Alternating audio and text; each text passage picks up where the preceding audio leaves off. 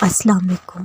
حضرت علی نے فرمایا، جسے تقدیر پر یقین ہوتا ہے وہ اپنے اوپر نازل ہونے والی مصیبتوں سے نہیں گھبراتا۔ خدا کی ذات کے بعد اگر کائنات میں کچھ مکمل اور قابل تعریف ہے وہ حضرت محمد صلی اللہ علیہ وسلم ہے۔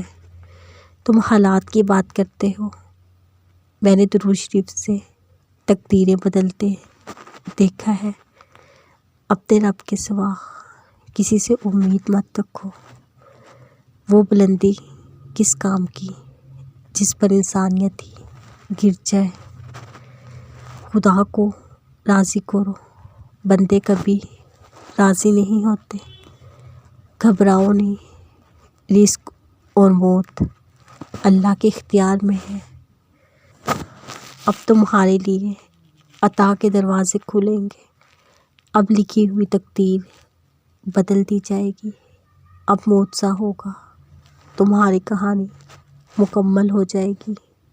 قرآن پاک بار بار کہتا ہے، نا امید نہ ہو، کمزور نہ پڑو، غمگین نہ ہو، بے شک اللہ ہر چیز پر قادر ہے۔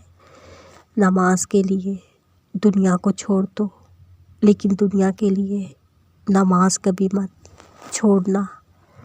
تہجد کی دعائیں معجزوں کا عکس ہوتے ہیں۔ فرش پہ ہاتھ اٹھاؤ گے، عرش پہ اللہ کو پاؤ گے۔ تمہارے ایک آنسو کے بدلے منہ مسکرا کر تمہاری ساری خواہشوں پہ کون کہہ دیتا ہے۔ ایسی محبت صرف تم سے تمہارا اللہ کر سکتا ہے۔ ہو سکتا ہے ہر طرف سے اکیلا چھوڑ کر اللہ نے تمہیں خود سے دوستی کرنے کا موقع دیا ہو۔ اللہ کہانیاں مکمل کرتا ہے، اس کے ایک دن پر تقدیریں بدل جاتی ہیں۔